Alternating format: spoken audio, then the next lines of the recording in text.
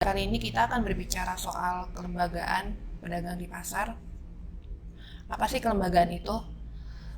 Kelembagaan itu adalah ketika para pedagang bekerja bersama untuk mencapai hasil tertentu yang nantinya hasil tersebut akan dibagikan bagi kepentingan para pedagang itu sendiri. Misalnya, jika selama ini para pedagang itu datang ke pasar hanya untuk berdagang, lalu pulang, atau mungkin juga ada acara dengan pedagang lain, itu mungkin hanya pengajian atau kumpul-kumpul biasa.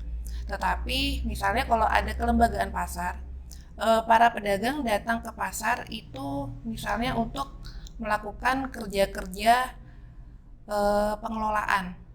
Misalnya ketika ada fasilitas di pasar seperti air, itu air tersebut di-manage oleh para pedagang dan hasil dari pengelolaan tersebut dikumpulkan untuk kepentingan pedagang. Misalnya jika ada nantinya atap pedagang yang bocor, atap tersebut akan didanai oleh hasil dari pengelolaan air tersebut. Jadi tidak perlu lagi para pedagang menunggu dari pemerintah. Terus siapa sih yang nanti akan mengelola atau menjalankan kelembagaan tersebut? Itu tentu saja pedagang, bukan dinas, bukan pemerintah, bukan relawan, tapi para pedagang itu sendiri. Itu supaya nanti para pedagang bisa secara bebas mengambil keputusan di organisasi. Jadi tidak perlu lagi yang namanya pedagang itu harus nurut lagi dengan apa kata dinas, apa kata akademisi, apa kata para relawan. Tentu saja nanti dalam hal-hal tertentu para pedagang lewat kelembagaan tersebut mungkin butuh pendapat dari para akademisi, dari para dinas, tetapi nanti posisinya adalah para pedagang akan setara dengan pihak-pihak tersebut. Jadi nanti yang terjadi adalah hubungan kerjasama. Jadi hubungan yang setara. Jadi pedagang tidak lagi tidak perlu meminta-minta, tetapi menjalankan kemitraan. Oleh karena itu, nanti para pedagang bersama-sama akan belajar atau terbiasa menjadi pihak yang mandiri, lalu juga independen, dan terbiasa juga untuk memperjuangkan suaranya sendiri. Jadi bersama-sama para pedagang akan yakin bahwa para pedagang punya aspirasi sendiri, punya suara sendiri, dan nanti akan tahu caranya, akan terbiasa tahu bagaimana sih caranya memperjuangkan suara-suara tersebut di hadapan aktor lainnya atau di hadapan pihak lainnya. Di kondisi sekarang COVID-19, pasar tradisional menjadi salah satu tempat yang paling rentan dalam persebaran virus. Kita tahu dalam beberapa berita belakangan ini, mau di Jogja maupun di luar kota seluruh Indonesia, pasar tradisional itu menjadi tempat baru, epicentrum baru persebaran virus. Dan ternyata sekali ada berita bahwa pasar tradisional menjadi pusat epicentrum COVID-19, orang langsung takut untuk datang ke pasar. Jangankan untuk datang ke pasar, belanja lewat daring saja kadang-kadang mereka langsung ragu. Memang serentan itu citra tentang pasar tradisional di masa pandemi ini. Tetapi pertanyaannya adalah apakah para pedagang harus pasrah saja? Apakah para pedagang harus diam saja? Karena waktu pandemi ini kita tidak tahu selesai kapan, sedangkan para pedagang dan keluarganya itu sudah ada kepastian bahwa mereka juga butuh uang, butuh penghasilan untuk berbagai keperluan hidup lainnya. Jika misalnya para pedagang di pasar tradisional tidak memiliki atau tidak mempunyai forum yang terlembaga yang bisa mewadahi para pedagang untuk bisa bertahan di masa pandemi seperti ini, maka pada akhirnya nanti yang bisa bertahan nanti adalah para pedagang yang punya modal lebih, baik modal pengetahuan digital, modal pengetahuan lainnya seperti uang atau modal untuk meng-hire atau memperkerjakan para pekerja lain yang mengerti cara kerja digital di dunia seperti ini. Sejak masa pandemi, para pedagang di pasar tradisional sudah banyak yang mulai untuk mencoba melakukan belanja daring. Jadi mereka melakukan penjualan secara online, baik melalui website, marketplace, atau yang paling sederhana melalui WhatsApp. Tetapi ternyata para pedagang ini di pasar tradisional sebagian besar juga adalah para orang tua yang tingkat penguasaan teknologi dan alat gadget lainnya itu sangat-sangat minim sekali. Bahkan banyak yang sama sekali tidak bisa mengoperasikan WhatsApp, atau bahkan sama sekali nggak tahu WhatsApp itu apa. Dengan ini, kalau misalnya tidak ada kelembagaan pasar, tidak ada kelembagaan pedagang, bagaimana nasib para pedagang lainnya yang tidak bisa mengakses kemampuan digital tersebut? Kalau misalnya di setiap pasar ada kelembagaan pedagang, itu para pedagang bisa saling bekerja sama untuk menghadapi krisis pandemi ini dengan melakukan pemasaran online. Caranya seperti apa? Sejak masa pandemi, sebagian besar pasar tradisional di Indonesia, terutama di perkotaan, itu sudah mulai melihat peluang pemasaran online atau belanja daring. Karena bagaimanapun juga banyak para pembeli itu yang tidak berani untuk pergi dari rumah, apalagi untuk datang ke pasar. Tetapi dalam waktu bersamaan juga banyak dari mereka yang masih memerlukan barang-barang di pasar tradisional. Untuk bisa menghubungkan keadaan dilema tersebut, pada akhirnya dibentuklah yang namanya pemasaran online. Sejauh ini ada beberapa bentuk pemasaran online yang sudah berjalan. Yang pertama itu adalah dalam bentuk marketplace.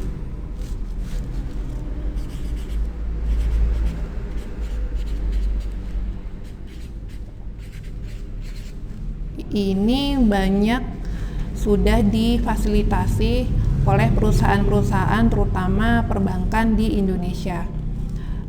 Ini cukup bagus metode ini, tetapi yang menjadi permasalahan adalah bentuk marketplace ini basisnya dasarnya adalah para pedagang. Jadi misal ada pedagang sayur namanya Bu Siti. Nanti para pembeli bisa mengakses barang-barang yang dijual oleh Bu Siti. Mereka pembeli ini bisa membeli sayur-sayuran di Bu Siti. Tetapi yang menjadi permasalahan adalah pedagang sayur ini bukan hanya Bu Siti. Ada Bu Aminah, ada Bu Yanti, ada Pak siapa ya? Pak Ahmad. Ini semua juga jual sayur di pasar yang sama.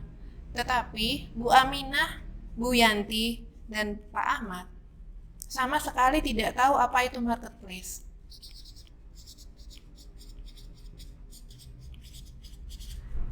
Tidak tahu apa itu WhatsApp.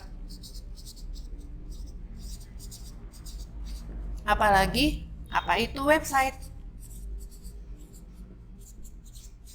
Pada akhirnya, pada keadaan seperti ini, Bu Aminah, Bu Yanti, dan Pak Ahmad, dagangannya akan mati.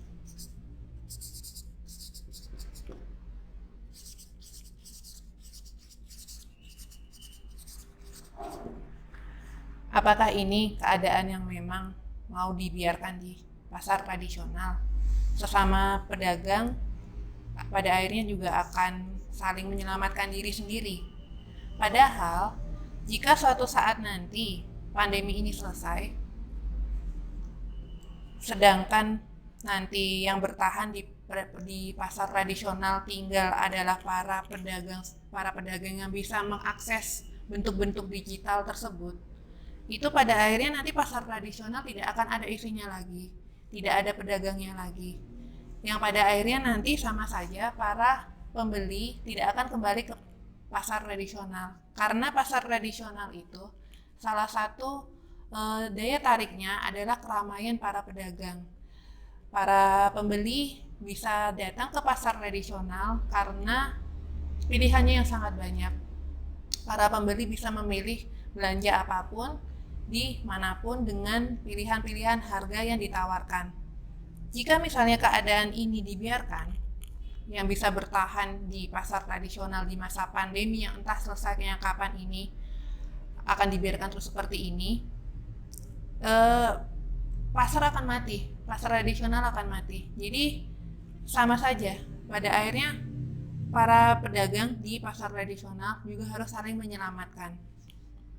Nah, jika misalnya di pasar tradisional ada sebuah kelembagaan pedagang,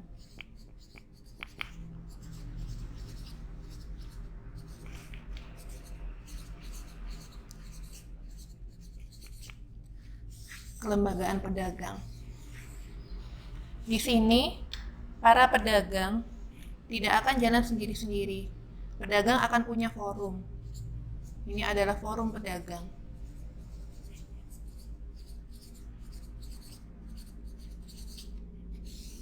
Di forum ini nanti akan terjadi yang namanya pembagian tugas.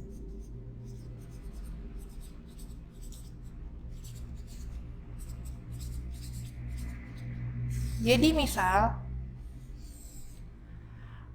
untuk melakukan belanja daring di pasar tradisional, nanti akan ada pembagian tugas ke para pedagang yang memiliki literasi digital yang bagus. Misalnya tadi ada pedagang sayur Bu Siti. Bu Siti ini bisa mengerti yang namanya belanja online. Dia mengerti apa itu marketplace, dia mengerti apa itu website dan bisa menjalankan WhatsApp. Di sini ada Bu Siti sebagai pengelola belanja daring.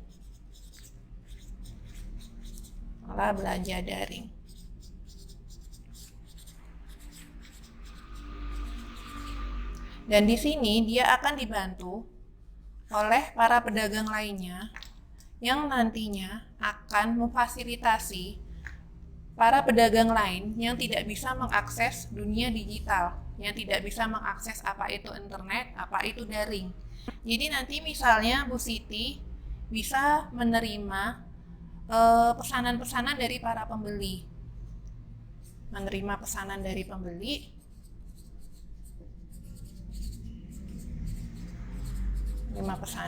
dan Bu Siti juga nanti bisa melakukan komunikasi dengan para pembeli. Jadi setelah itu semua selesai, Bu Siti nanti bisa meneruskan pekerjaannya ke admin lainnya untuk mengumpulkan order. Misalnya kita sebut saja Bu Yanti. Bu Yanti ini tadinya tidak tahu apa itu internet, tetapi dia bisa berkomunikasi dengan Bu Siti. Pada akhirnya Bu Siti nanti akan berkomunikasi ke Bu Yanti, meneruskan para pesanan-pesanan yang masuk ke Bu Siti, dan Bu Yanti nanti yang akan mengumpulkan pesanan dari pedagang-pedagang lainnya.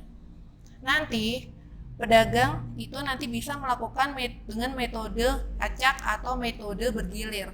Jadi misalnya nanti ada yang pesan sayur. Pesanan pertama nanti mungkin bisa mengambil barang sayur dari Bu Aminah. Pesanan berikutnya nanti bisa dari Bu Yanti. Pesanan berikutnya nanti bisa dari Pak Ahmad. Nah, ini jadi pada akhirnya semua kepentingan dari para pedagang bisa terwadahi dengan adanya kelembagaan pedagang ini. Dengan cara ini, nanti para pedagang di masa krisis seperti ini semuanya akan punya harapan yang sama, bahwa para pembeli itu tetap akan semuanya bisa membeli barang-barang dagangan mereka masing-masing, walaupun mereka tidak punya kemampuan digital ini. Karena seperti yang kita tahu bahwa pada masa seperti ini, kemampuan dan kepengetahuan tentang digital itu sangat utama. Tetapi di pasar tradisional yang isinya adalah sebagian besar manula yang tidak tahu apa itu internet, ini kelembagaan pedagang seperti ini sangat diperlukan supaya bisa membantu para pedagang lainnya mengakses apa itu belanja daring. Misalnya harapannya metode belanja daring di masa COVID-19 ini yang difasilitasi oleh kelembagaan pedagang bisa berjalan. Anggap saja nanti berhasil.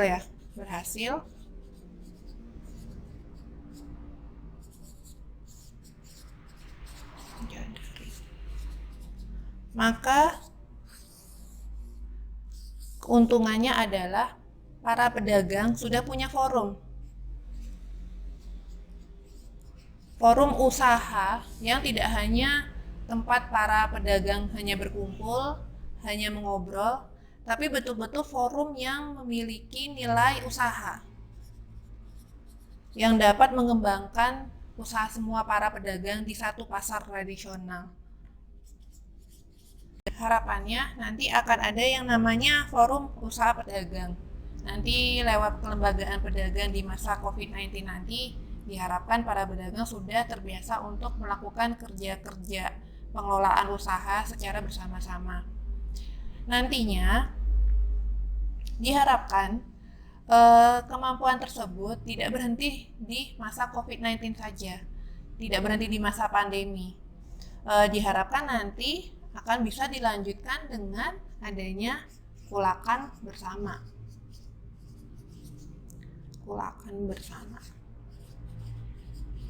Karena permasalahan di pasar tradisional itu tidak hanya soal pandemi, tetapi salah satu yang paling berat juga adalah perginya para pembeli, terutama skala rumah tangga, ke retail modern. Beberapa tahun belakangan ini memang ekspansi retail modern itu cukup tinggi ya, sangat-sangat tinggi sekali bahkan. Dan hal tersebut sangat mempengaruhi pasar tradisional. Banyak sekali para pembeli di situ beralih ke retail modern. Ada beberapa sebab yang melatar belakangi hal tersebut, karena harga yang ditawarkan oleh retail modern dan pasar tradisional ternyata tidak jauh. Sedangkan fasilitas yang ditawarkan oleh retail modern itu sangat jauh dari pasar tradisional. Tentu dengan logika seperti itu, para pembeli, terutama di skala rumah tangga, akan jauh lebih memilih pergi ke retail modern. Itu adalah keadaan yang kalau bisa kita harus terima juga, kita sadari. Sekarang adalah pertanyaannya bagaimana caranya supaya mengatasi hal tersebut. Yang ternyata jawabannya adalah lagi-lagi bisa dijawab dengan adanya kelembagaan pedagang.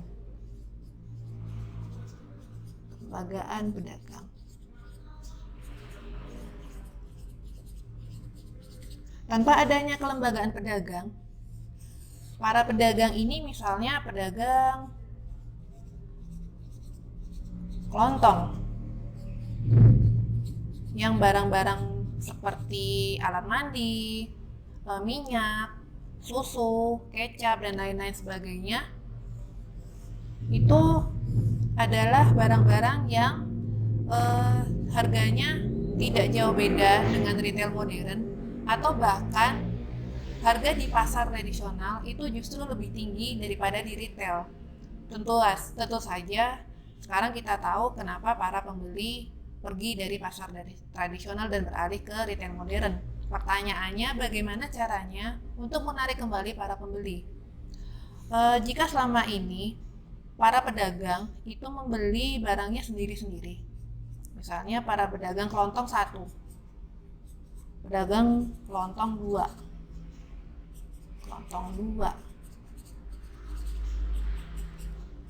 mau membeli minyak untuk dijual kembali. Mereka membeli sendiri-sendiri. Pedagang 1 membeli sendiri, pedagang kelontong 2 beli sendiri. Dengan keterbatasan modal dari dua pedagang yang berbeda ini, mereka tidak bisa membeli minyak dalam kuantitas yang besar. Pada akhirnya, pedagang kelontong 1 mendapatkan harga yang tinggi, pedagang kelontong 2 mendapatkan harga yang tinggi. Oleh karena itu, mereka harus menjual kembali ke pembeli dengan harga yang juga tinggi. Oleh karena itu, pembeli mereka yang sebelumnya menjadi pelanggan di toko kelontong mereka beralih ke retail modern yang ternyata mampu menawarkan harga yang jauh di bawahnya. Kalau seandainya pedagang kelontong 1 dan pedagang kelontong 2 mengumpulkan modal mereka untuk bersama-sama membeli minyak, mereka akan mendapatkan harga yang lebih murah. Lalu dalam waktu bersamaan mereka bisa menjual kembali minyak mereka ke pembeli dengan harga yang lebih murah. Kalau bisa harga yang jauh lebih murah atau minimal bersaing dengan retail modern. Ini maka dalam skala yang jauh lebih besar. Hal ini bisa difasilitasi lewat kelembagaan pedagang. Jadi nanti kelembagaan pedagang ini bisa memfasilitasi para pedagang-pedagang lain yang ingin membeli barang yang sama dalam kuantitas besar. Mereka tidak meminjamkan uang, tetapi mereka mengumpulkan modal dari para pedagang dan membeli dalam stok yang jauh lebih banyak. Harapannya nanti dengan adanya sistem ini, sedikit para pedagang di pasar tradisional mulai bisa memperbaiki harga jualnya untuk para pembeli dan bisa menarik kembali para pembeli yang tadinya sudah beralih ke retail modern. Kembali ke masa pandemi kembali, Kulakan bersama ini kan adalah suatu impian nanti di masa depan. Bagaimana kita merefleksikan pasar tradisional itu bentuknya seperti apa di masa depan, terutama setelah di masa-masa krisis pandemi seperti sekarang ini. Tetapi keadaan yang ada di depan mata kita saat ini adalah pandemi yang kita tidak tahu selesainya itu kapan. Tapi yang pasti kita pun juga tahu, para pedagang itu semuanya butuh uang, butuh penghasilan. Jadi mereka tetap harus bertahan di pasar tradisional.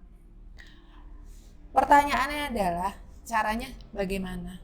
Seperti yang tadi kita sudah bahas di yang tadi, betapa pentingnya belanja daring, dunia digital di masa seperti ini, di masa pandemi, bagi para pedagang untuk bisa bertahan di masing-masing pasarnya sendiri. Apa yang harus kita lakukan pertama kali jika keadaannya bahwa di pasar tersebut belum ada yang namanya kelembagaan pedagang, belum ada yang namanya forum pedagang. Para pedagang masih berjalan sendiri-sendiri, masih mengurus kepentingannya sendiri-sendiri. Bagaimana harus memulai? Pertama yang harus dilakukan itu bagaimanapun juga kita harus membentuk forum.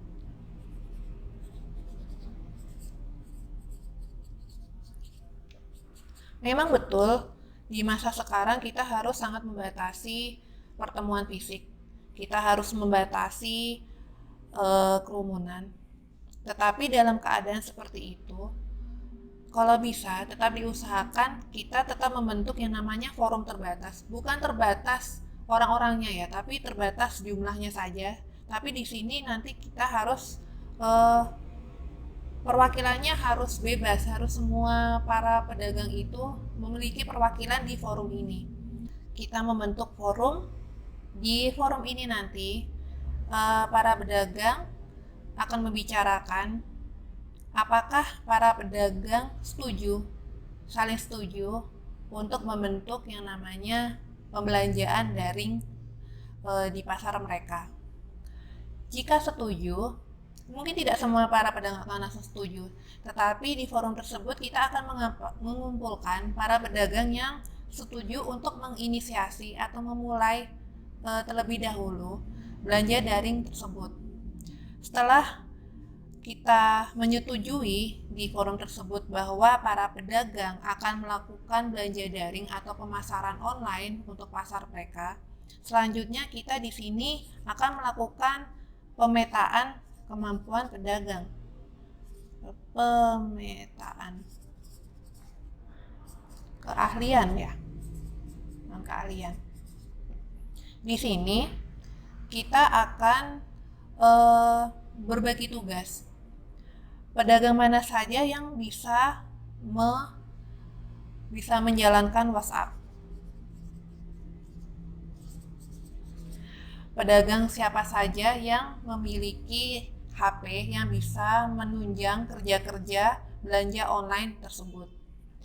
Setelah kita mendapatkan para pedagang yang bisa melakukan kerja-kerja online ini, kita mengumpulkan para pedagang lain yang bersedia untuk melakukan kerja pengumpulan order.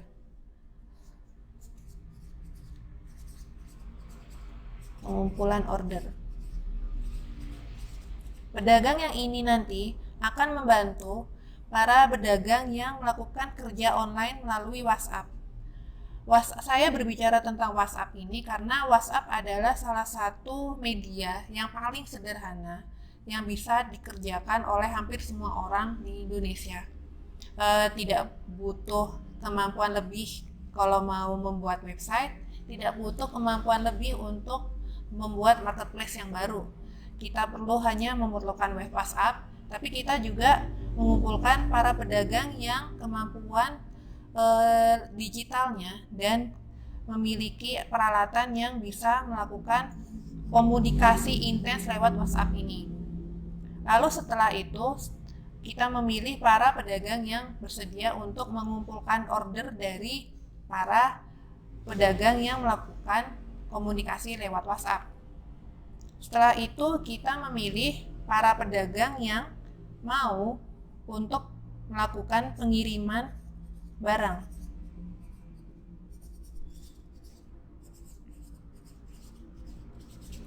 Setelah itu kita memilih para pedagang yang bersedia untuk melakukan masalah pencatatan keuangan. Pencatatan keuangan. Ini nanti mereka akan tugasnya selain melakukan pencatatan keuangan dari belanja daring atau belanja online, ini mereka juga akan melakukan rekap keuangan keuntungan selama adanya belanja daring. Dan diharapkan nanti jika ada keuntungan dari belanja daring tersebut, mungkin bisa dialokasikan untuk semacam upah yang sangat sedikit mungkin untuk para pedagang yang sudah melakukan kerja-kerja seperti kerja komunikasi online, pengumpulan order, pengiriman barang, dan pencatatan keuangan. Mungkin dari semua penjelasan ini terlihat sepertinya suatu pekerjaan yang sangat berat sekali, terutama jika dilakukan oleh para pedagang. Sepertinya dunia digital, lalu memulai belanja online atau pemasaran online secara mandiri tanpa bantuan siapapun, kelihatannya sangat-sangat berat sekali. Tetapi mungkin para pedagang akan bertanya-tanya, apakah para pedagang di pasar tradisional mampu? Keraguan-keraguan tersebut memang sangat wajar ya, apalagi jika kita tahu bahwa para pedagang tradisional juga itu dihadapkan dalam keadaan krisis yang sangat berat seperti ini. Mungkin mereka akan langsung bingung, para pedagang akan bingung, apakah memang hal seperti ini, hal seberat ini bisa membantu kami bertahan hidup di pasar tradisional. Skeptis itu sangat-sangat wajar sekali. Tetapi di Yogyakarta, terutama di pasar Sambilegi, Sleman, kerja seperti ini ternyata bisa sangat berjalan, dan itu sepenuhnya dijalankan oleh kelembagaan pedagang melalui paguyuban pasar dan prakoperasi pedagang, yang mana prakoperasi itu sendiri dibentuk secara bersama-sama oleh para pedagang di Sambilegi. Di koperasi itu sendiri juga mulai dari proses memulai koperasi dan mengelola koperasi, itu mereka semuanya dikerjakan oleh para pedagang secara bersama-sama. Karena secara bertahun-tahun para pedagang di Sambilegi sudah melakukan kerja-kerja kelembagaan pedagang, sudah melakukan kerja usaha secara bersama-sama, sudah melakukan kerja-kerja pengelolaan fasilitas pasar. Ketika pandemi ini datang, krisis ini datang, mereka dengan sangat cepat sekali beradaptasi dengan keadaan. Begitu ada larangan untuk berkerumun atau keluar dari rumah, para pedagang di Pasar Sambilegi langsung membuat dan menjalankan belanja daring. Waktu itu hanya melalui WhatsApp. Memang tidak ada larangan untuk para pembeli datang ke pasar tradisional, tetapi pada saat itu para pedagang di Pasar Sambilegi dengan sangat cepat sekali mampu menangkap peluang dan kebutuhan para pembeli di tempat-tempat lainnya yang terjangkau dengan pasar mereka untuk melakukan belanja daring lewat WhatsApp. Dengan begitu, para pedagang di Pasar Sambilegi pada saat itu tidak begitu saja kehilangan para pembeli. Mereka tetap bisa menjaga hubungan atau menjaga jalan untuk para pembelinya mereka, untuk para pelanggan di Pasar Sambilegi tetap berbelanja melalui WhatsApp. Lalu dengan adanya kerjasama tersebut yang cukup lancar pada saat itu, pada akhirnya mereka sekarang memiliki website belanja daring yang sudah berjalan sekitar 2 bulan. Dan dengan adanya website tersebut, mereka tidak hanya menjaga yang namanya para pelanggan mereka untuk tetap berbelanja di pasar mereka ketika masa pandemi, tetapi mereka juga mampu mencari atau mendapatkan para pelanggan baru lainnya yang sebelumnya tidak pernah belanja di Pasar Sambilegi melalui belanja daring. Ini adalah bukti bahwa para pedagang pasar tradisional sesungguhnya bisa melakukan kerja-kerja yang mungkin sebenarnya berat atau sebelumnya tidak pernah terbayang oleh pasar tradisional.